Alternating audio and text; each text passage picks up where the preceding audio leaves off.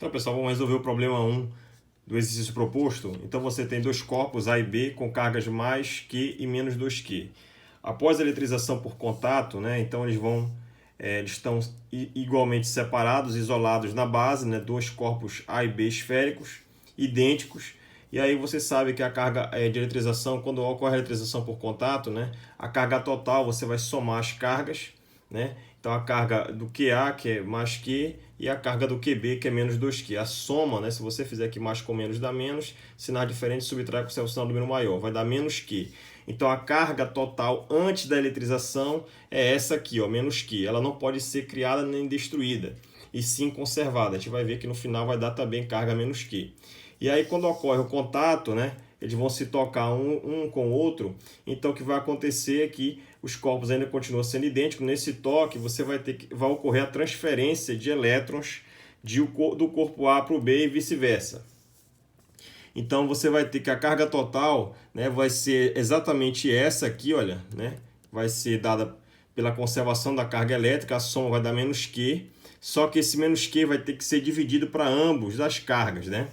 Então, quando acontece isso, né, você vai pegar esse menos Q e dividir esse resultado por 2. Quando você faz isso, vai ficar essa carga sobre 2, vai dar menos Q sobre 2 para o corpo A e menos Q sobre 2 para o corpo B. Logo, as cargas finais elas se tornam idênticas. Então, essa é uma das características da eletrização por contato, que depois que você tem cargas inicialmente distintas, depois que ocorre o contato, no final dessa eletrização, você vai ter cargas idênticas e de mesmo sinal. Se você somar as cargas aqui de cada uma delas, depois da eletrização, menos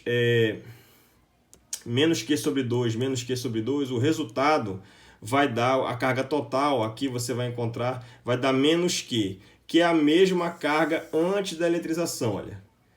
Menos 2Q mais Q dá menos Q. Então, antes da eletrização é menos Q, depois que ocorre a eletrização, ocorreu também, se você somar as duas quantidades, vai dar menos Q. Ou seja, a carga não foi criada nem destruída. A carga inicial era menos Q e ela continua sendo, depois da eletrização, menos Q. Então, ela foi preservada, ela foi conservada. Essa ideia de ter cargas iguais depois da eletrização, né, por contato, evidencia um princípio físico que é chamado de equilíbrio eletrostático. Então, quando ocorre equilíbrio eletrostático, as cargas, né, após o equilíbrio, elas se tornam idênticas. É que nem quando você vai fazer o experimento com o termômetro. Quando você atinge o equilíbrio térmico, a medida do termômetro é idêntica à medida do corpo. Logo, elas são iguais, entende? Então, ocorreu o equilíbrio térmico. Aqui é o que nós chamamos de equilíbrio eletrostático. Então, as cargas antes e depois também são idênticas. Tá? Próximo problema é o problema 2, né? Então você tem basicamente três cargas, né? Também você tem três cargas nesse problema, né? A, B e C. Você tem a carga do A é mais Q, do B menos Q, e a do C é neutra, 0 Q.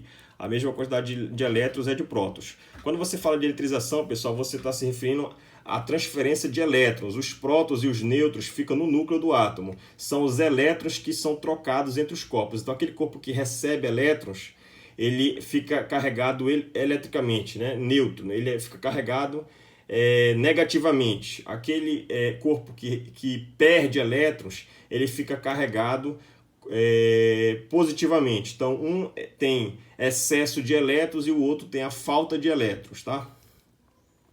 Em nenhum momento você pode pronunciar que tem excesso de prótons, falta de prótons, porque quando você muda o próton, lembra que você mudar o próton, você muda o número atômico, você muda a natureza do corpo, né? Se o corpo era de ferro, passa a ser de chumbo e outras coisas assim. Então o corpo, a matéria, a estrutura não muda, o material. O que muda são a quantidade de elétrons e não de prótons, tá? Então aqui, se você colar a quantidade, o que diz a lei de conservação da carga? Diz que a soma de todas as cargas antes da eletrização, quanto é que está dando aqui? Ó? Mais Q com menos 2Q dá menos Q. Menos Q com 0Q continua dando menos Q. Então, a somatória de todas as cargas antes da eletrização, ela tem que ser uma constante. E para o nosso exercício, para o nosso exemplo aqui do nosso problema, ela está dando menos Q. Então, ele diz que a primeira eletrização por contato é entre o corpo B e C. Quando você faz isso, você vai pegar a soma desses dois aqui, ó, menos Q com 0Q, dá menos 2Q. Tá aqui, ó. Chamei de Q' total. E você vai dividir isso de forma igual para esses dois corpos, porque os corpos A, B e C são idênticos. Então você vai dividir por 2 esse resultado. Quando você divide por 2 vai dar menos Q. Então ocorreu o equilíbrio eletrostático. Então a carga que antes do B era menos 2Q, passa a ser menos Q, como foi mostrado aqui, ó. E o C também. E por fim você vai fazer uma eletrização por contato de A com C. A mais Q e o C, depois da eletrização com B, ele ficou menos Q. Então você vai somar mais Q com menos Q, vai dar no total de 0 Q. 0 você vai dividir por 2, o resultado continua sendo 0, ou seja, o corpo A passa a ter 0 de carga, né? E o C também, ou seja, eles ficam neutros. Então o resultado desse exercício é que as cargas dos corpos A, B e C ficam corpo A 0 Q, corpo B menos Q e corpo C 0 Q.